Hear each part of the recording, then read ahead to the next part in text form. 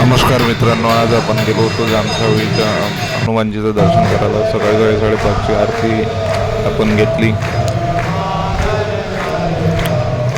सकाळी 5:30 आरती तुम्ही पाहू शकता. लोकांची खूप गर्दी होती, कारण की शनिवार असल्यामुळे हनुमान जयंती नुकतीच पार पडली, त्यामुळे खूप अशी गर्दी होती.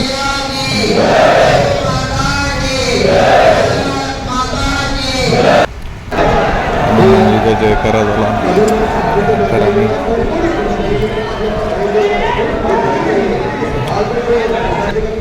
लाईनमध्ये लागलो आणि दर्शन घेतलं. गर्दी खूप असल्यामुळे वेळ लागला. इथे पाहू शकता तुम्ही, झोपलेले असे हनुमानजी आहे. इथं खूप प्रसन्न असं वाटत होतं. मी लाईनमध्ये लागून दर्शन घेतलं. आधी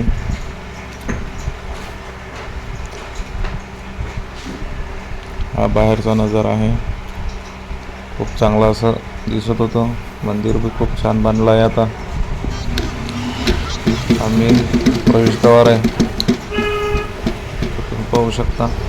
जसं सकाळीच खूप पाणी आला होता, पाण्यामध्येच आम्ही पूर्ण ओलवून दर्शन घेतलं. हे बाहेरील मूर्त्या आहे बजरंगबलीच्या, आपण खूप सुंदर अशा बसवलेल्या आहे.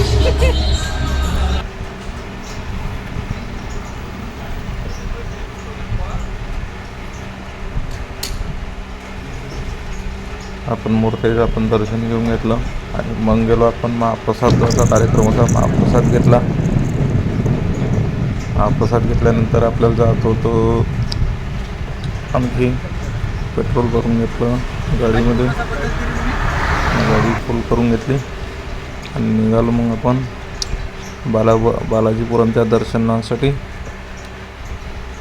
इथून पांडुर आपलं जामसावळी ते बालाजीपुरम जवळपास 100 ते 120 किलोमीटर होतं. तो प्रवास केल्यानंतर आपण पोहोचलो.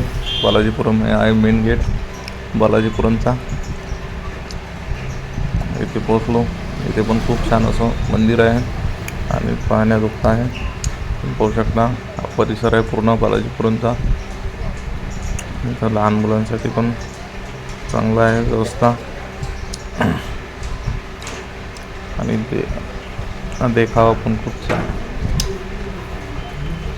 इथे तिरुपती बालाजी आहे, माता लक्ष्मी आहे. मंदिरमध्ये हे मेन मंदिर आहे. आतमध्ये फोटो काढायची परमिशन नव्हती, म्हणजे काढले नाही. इकडे हा शेषनाग आहे. शेषनागमध्ये मोठं भुईगर आहे, तिथं गेलो होतो. खूप असं लांब आहे. खालतं पाणी असल्यामुळे थोडंसं आम्ही बचावून गेलो, पण लाईट वगैरेची व्यवस्था होती असं नव्हतं. आतमध्ये शंकरजी, पार्वती, गणेशजी आणि त्यांच्या मूर्ती आहे. त्यांचं पण दर्शन घेतलं. 12 ज्योतिर्लिंगाचं हे पण मंदिर आहे आतमध्ये. आतमध्ये पण 12 ज्योतिर्लिंग आहे. तिथं पण दर्शन घेतलं. लहान मुलांसाठी खेळण्याची खूप सुविधा आहे.